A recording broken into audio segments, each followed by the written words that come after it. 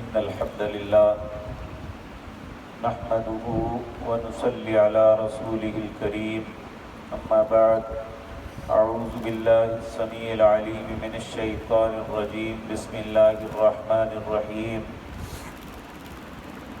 إذ قال ربك للملائكة إني خالق بشرا من طين فإذا سويته ونفخت فيه من روحي فقعوا له ساجدين فسجد الملائكة كلهم أجمعون إلا إبليس استكبر وكان من الكافرين قال يا إبليس ما منعك أن تسجد لما خلقت بيدي استكبرت أم كنت من العالين قال أنا خير منه خلقتني من نار وخلقته من طين قال فاخرج منها فإنك رجيم وإن عليك لعنتي إلى يوم الدين قال ربي فأنذرني إلى يوم يبعثون قال فإنك من المنذرين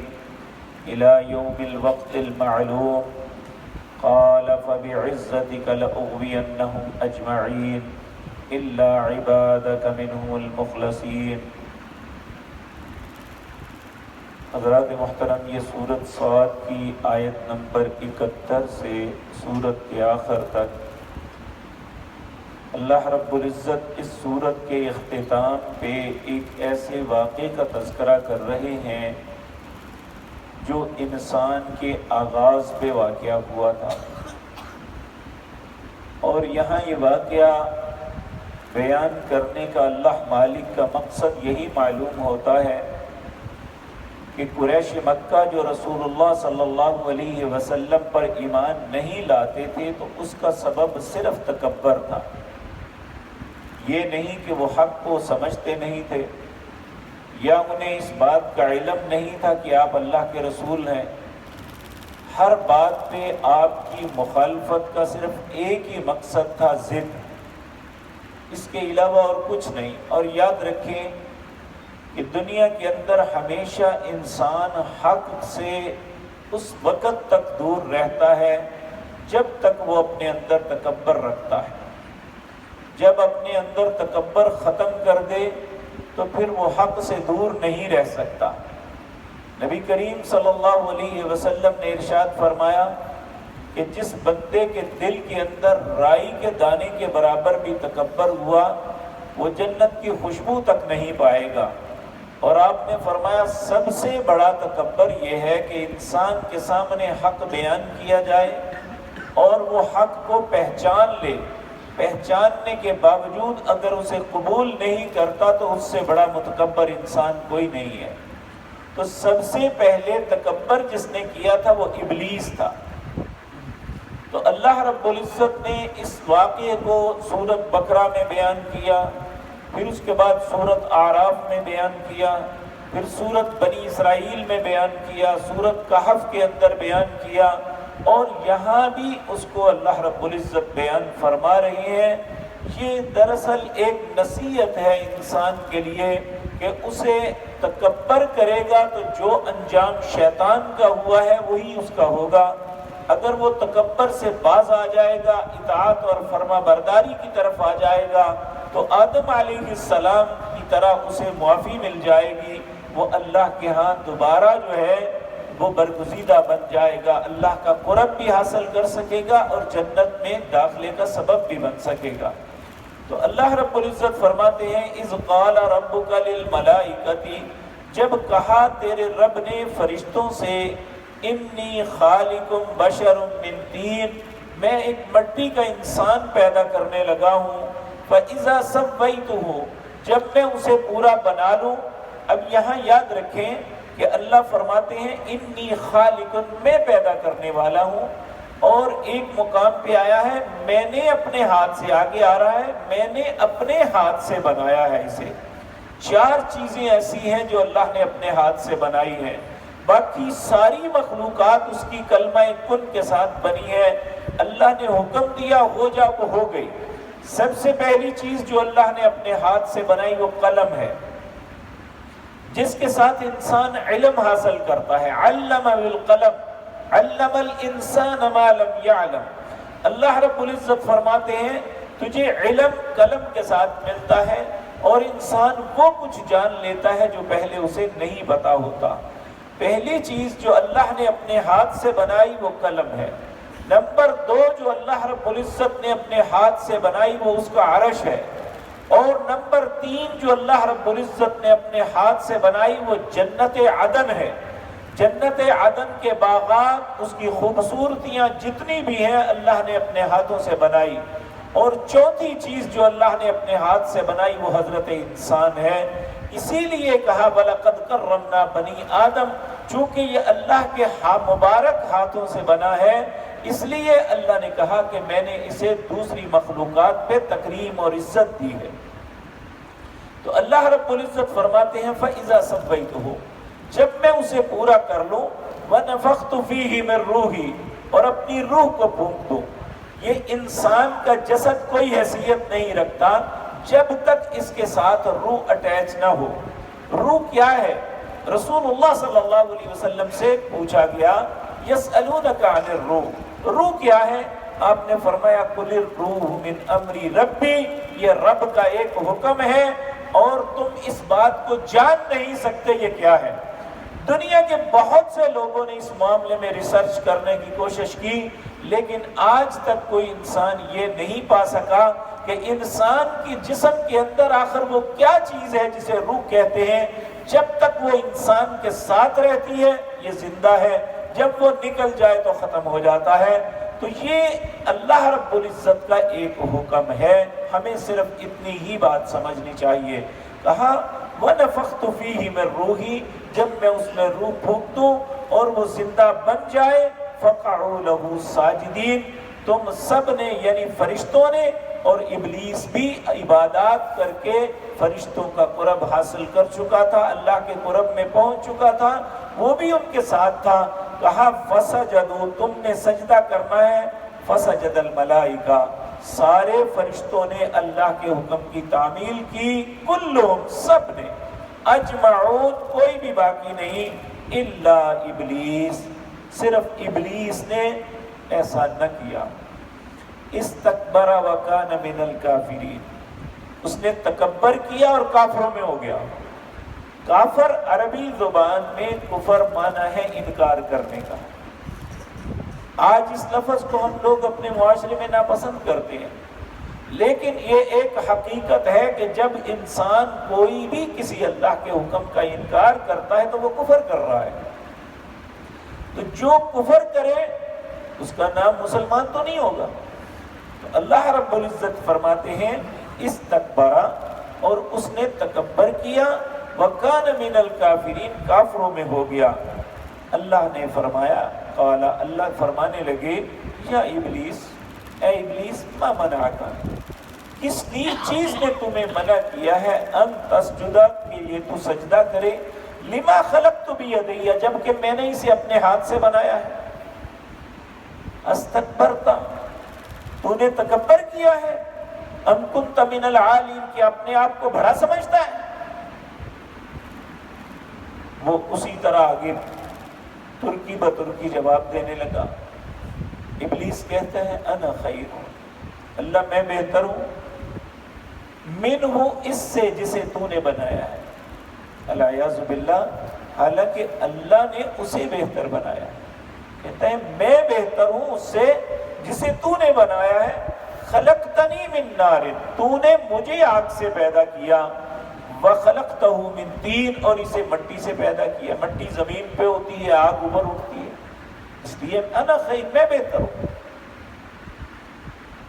اللہ رب العزت نے ناراض ہو کے فرمایا قال، اللہ فرمانے لگے فَاخْرُجْ مِنْهَا فَإِنَّكَ رَجِيمٌ، اب تو دفع ہو جا، نکل جا یہاں سے، تو میری بارگاہ سے راندہ گیا ہے، مردود ہے، میری بارگاہ میں اب نہیں رہ سکتا۔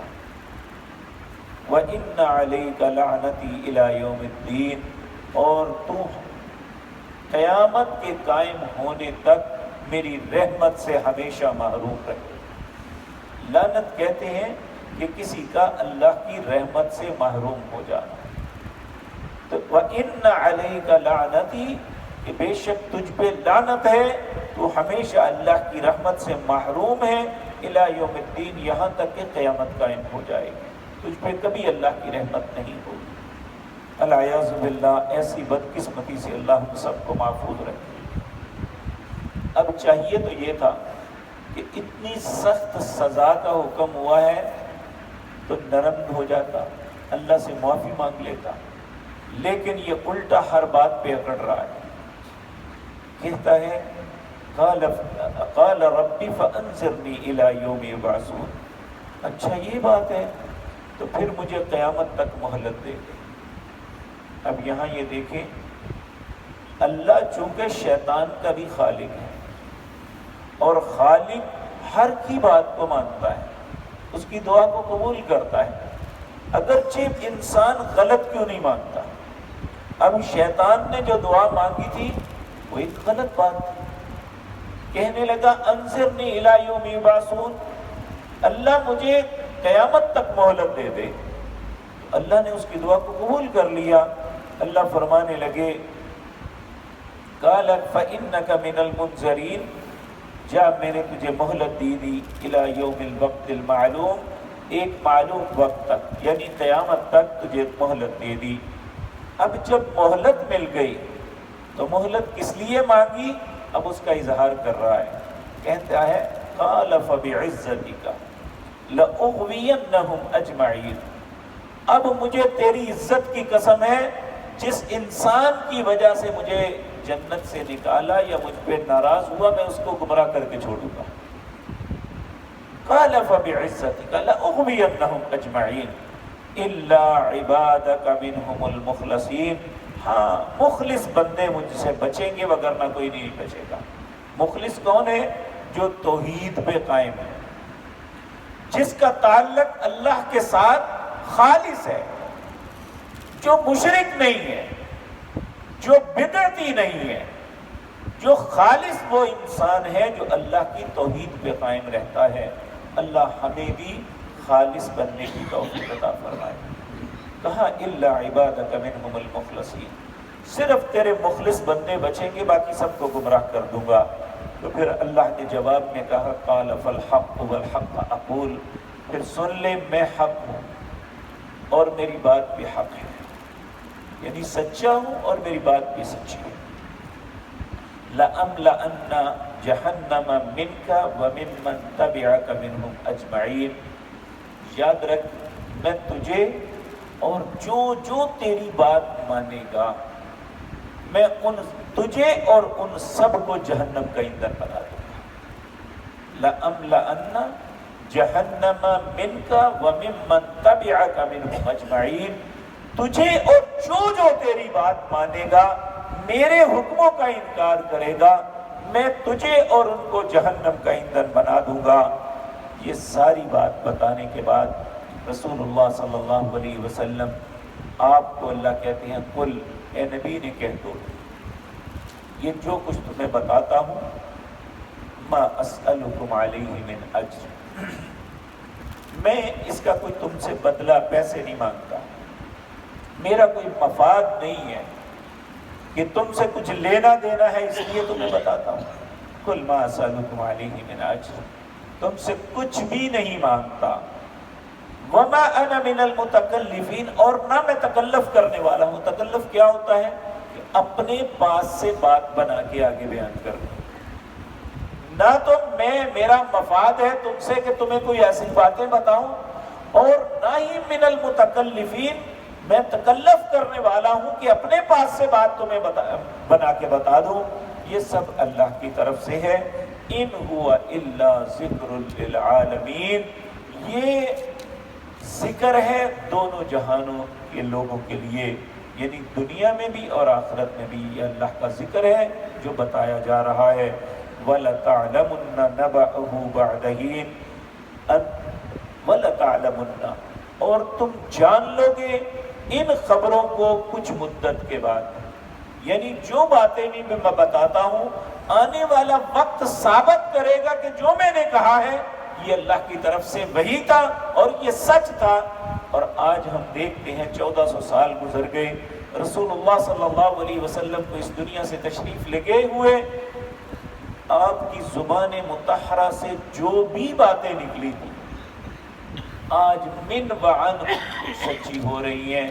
یہ 1400 سال پہلے اللہ نے کہا تھا وَلَتَعْلَمُنَّ، انہیں کہہ دو کہ ان قریب تم جان لوگے نبأہ، جو میں باتیں تمہیں بتا رہا ہوں، بعد حین، کچھ مدت کے بعد تم سب کچھ پتہ چل جائے گا۔ ایک معنی اس کا یہ بھی ائمہ مفسرین نے کیا ہے کہ ان قریب جب موت آئے گی تو تمہیں پتہ چل جائے گا جو میں کہتا رہا ہوں وہ سچ ہے۔ تو جیسا جو بھی معنی اس کا ہو، تو حقیقت یہ ہے کہ ہمیں ہر وہ بات جو اللہ کے پیارے حبیب صلی اللہ علیہ وسلم نے قرآن کی صورت میں یا حدیث کی صورت میں ہمیں بتلائی تھی، وہ من وعن سچ ثابت ہو رہی ہیں۔ اس لیے آپ سچے، آپ کی بات سچی، اور ہمیں چاہیے کہ تکبر نہ کریں اور اللہ اور اس کے رسول کی اطاعت میں زندگی بسر کریں تاکہ اپنے اچھے انجام تک پہنچ سکیں۔ اللہ رب العزت سے دعا ہے اللہ برے انجام سے ہم سب کو محفوظ رکھے۔ سورت 7 کا اختتام ہوتا ہے اللہ کی توفیق سے۔ کل سے سورت زمر شروع کریں گے۔ اقول قولی ھذا واستغفر اللہ۔